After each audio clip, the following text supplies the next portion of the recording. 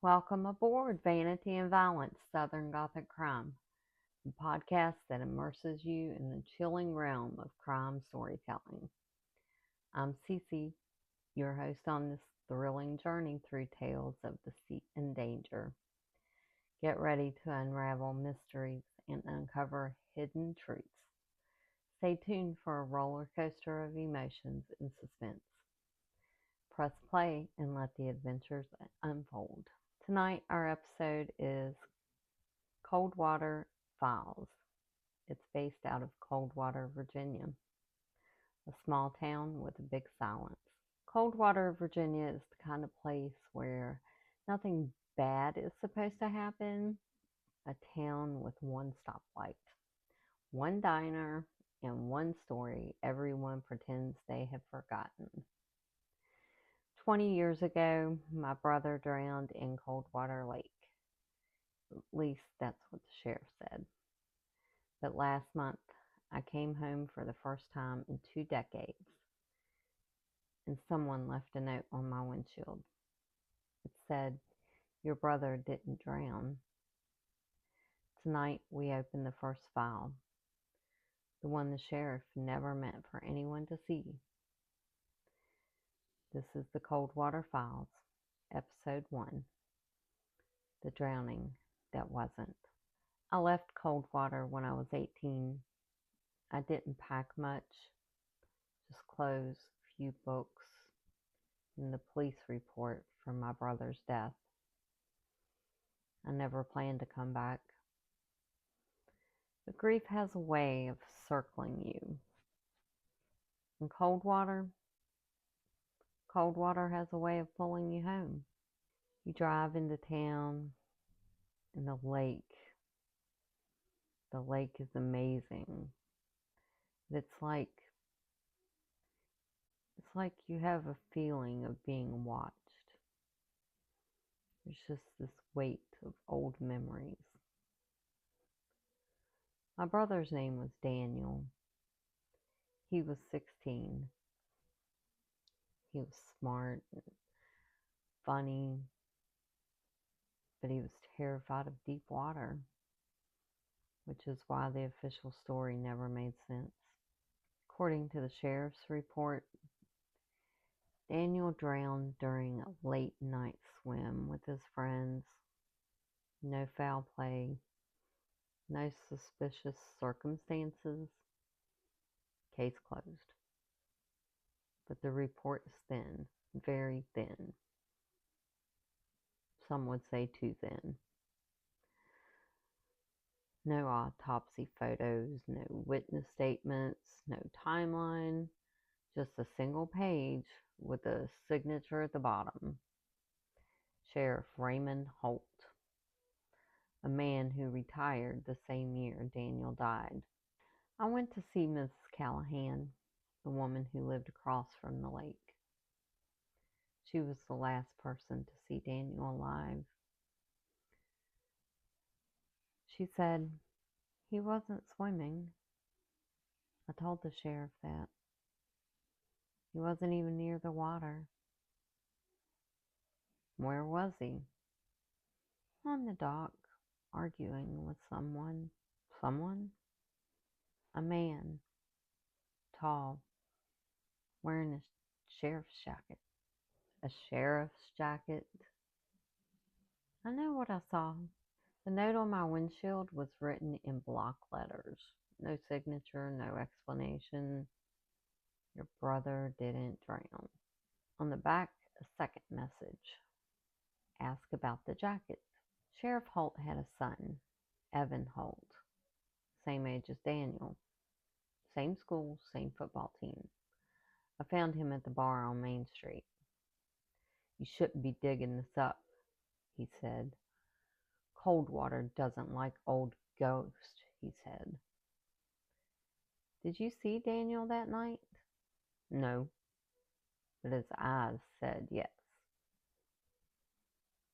"Look, my dad told me to stay quiet. Said it was for, quote, the town's sake." For the town's sake? You don't know what Coldwater's like. People protect their own. Who was on the dock with Daniel? You don't want to know. I went back to the lake. The sun was setting and the water was still. And on the dock, someone had carved something into the wood.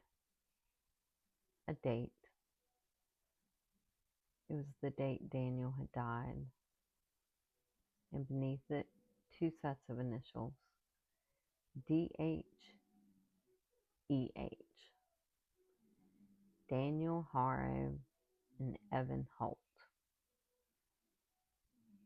They were together that night. And the sheriff's son lied. Sheriff Raymond Holt retired the same year Daniel died.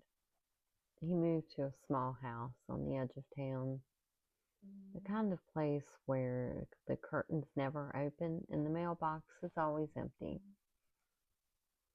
I went there the morning after finding the initials on the dock. I knocked on the door and it was just silent. No answer, no movement. But the house didn't feel empty. I walked around back. The basement door was cracked open. Coldwater has a way of telling you when you're not supposed to be somewhere. In this basement, it didn't want me there. But I went in anyway. The basement was cluttered.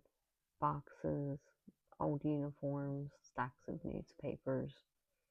But one thing stood out. It was a metal filing cabinet. It was locked. The lock was old. It was rusty and barely hanging on. Inside were files, dozens of them, all labeled the same way. Unresolved. Do not enter into system. I pulled the first one out. A boy named Caleb Morris drowned in Coldwater Lake, 1994. Another file. Emily Price drowned, 1999. Another. Jacob Ellis drowned, 2001. All teenagers, all accidental, all closed by Sheriff Holt, and none of them had autopsies. I called the only person who might know why these files were hidden, Deputy Mark Leland, who quit the force the year after Daniel died. He said I knew this day would come. What day? The day someone started asking questions again. Did you know about the files? I helped create them. Holt made me. Said the town didn't need trouble. Trouble? Parents asking questions. Reporters sniffing around, he said. People realizing the lake wasn't the problem. Then what was? The company Coldwater was built on. The people who funded Holt's campaigns. The ones who owned the land around the lake. Who? The Holt family. The sheriff's family? You think he got that badge on merit? What about Daniel? I can't talk about that on the phone. Meet me tonight behind the old feed store. But he never showed up. I waited for an hour, maybe 2. Deputy Leland never showed up. Never came. Someone else did. It was a female. You shouldn't be here. It was Maggie Holt, the sheriff's daughter. My father's sick, she said. He doesn't need you digging up old wounds. I'm not here for him. I'm here for Daniel. Then stop, for your own sake, she said. Why?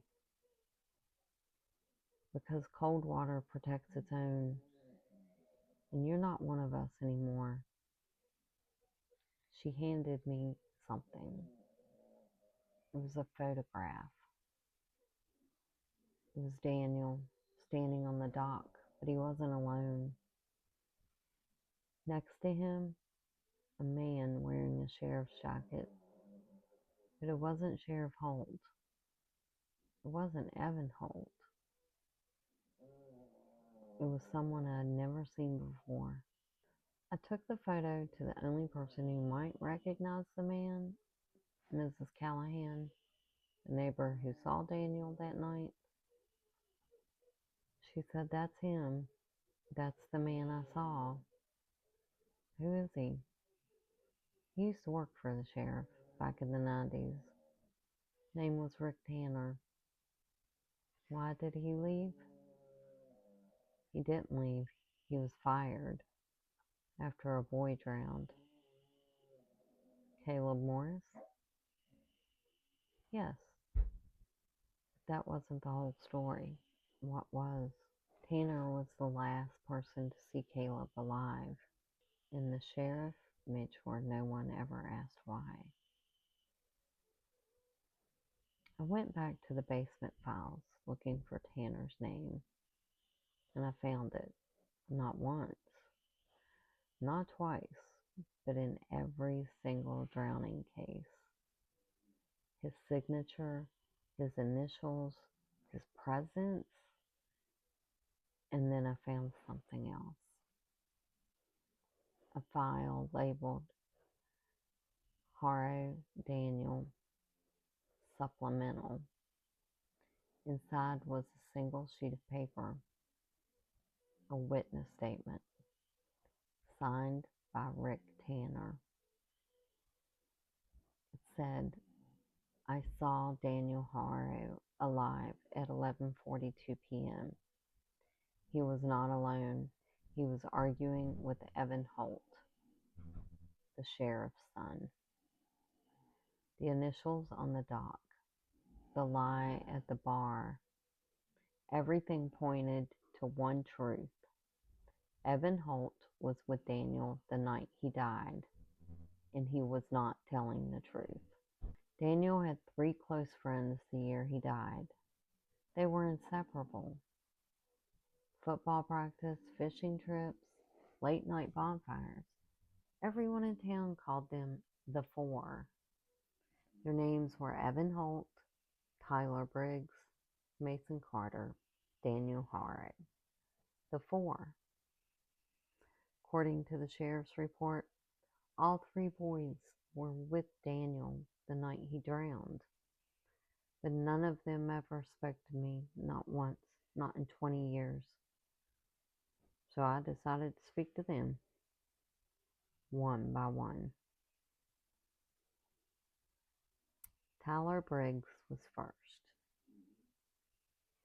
I went to the door, rang the doorbell. Dog started barking. Tyler answered. "You're Daniel's sister, right?" "Tyler Briggs still lives in Coldwater. He works at the auto shop on Main Street, and he did not invite me in." "Look, I don't know what you think you're gonna find. It was an accident," he said. "Were you there?" "Yeah, we all were." "What happened?" "He slipped. That's it." Ms. Callahan said Daniel was arguing with someone. She's old. She didn't see anything. "I have a photo." "Where'd you get that?" "Doesn't matter. Who's the man in the jacket?" "I don't know." "Tyler, I know you're lying. You should leave." He shut the door hard, practically slammed it, but his hands were shaking. Second interview was Mason Carter. Mason agreed to meet me at the coffee shop. He looked tired. He looked older than his age, like someone who had been carrying something heavy for a long time. I always knew this would come back, he said. What would? That night with Daniel? Everything. Were you with him? Not the whole time. He left the bonfire. Said he needed to talk to someone. Who? I don't know, but he was scared. Scared of what? Not what. Who?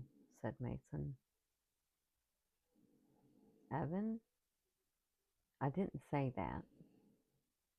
But you didn't deny it. Look, Daniel and Evan had a fight earlier that day. Something about a girl. Something about money. I don't know, he said. Did Evan follow him? I think so, but I didn't see it. Did Tyler?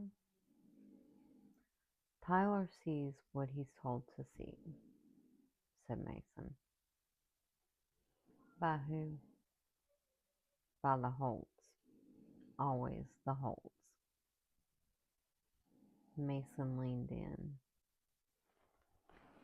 You're not safe here. 2 hours after I left the coffee shop, Mason called me. He was shaking. He said, I lied. I'm sorry, I lied. About what? About that night. About Daniel. About everything. Tell me. We weren't with him, not when he died. We left him on the dock. Why? Because he told us to. He said he needed to talk to someone alone. Who? Evan. He was waiting for him. Why didn't you tell the sheriff? Because the sheriff already knew. He was there. What? He was on the road, watching, waiting. He told us to go home. Said he would handle it. Handle what? Daniel and Evan. And whatever happened between them. Mason was crying now, not from guilt, but from fear. He said, we didn't see Daniel go into the water. We didn't see him fall. We didn't see anything. Then how did he end up dead? Because of him. Who? The man in the jacket. The one in your photo. Rick Tanner? Yes, he was there. He was the one arguing with Daniel, not Evan, not at first. At first? Evan showed up later, and that's when everything went bad. What happened? I don't know, but I heard yelling, and then a splash. Did you tell the sheriff? He told us what to say. He told us what happened. He told us Daniel drowned. And you believed him? We didn't have a choice. Before I hung up, Mason said one more thing. There's someone you need to talk to. Someone who saw everything. Someone who ran that night. Who? Her name is Lily Carter. My sister. Why didn't she come forward? Because she wasn't supposed to be there. Because she saw something she wasn't supposed to see. What did she see? She saw who pushed Daniel. And then he hung up. Next time, we track down Lily Carter, the girl who saw everything the night Daniel died. And what she tells me changes the entire case. This is the Coldwater Files. And this is Vanity and Violence, Southern Gothic Crime. I hope you enjoyed tonight's case. And I'm Cece. See you next week. Have a great night.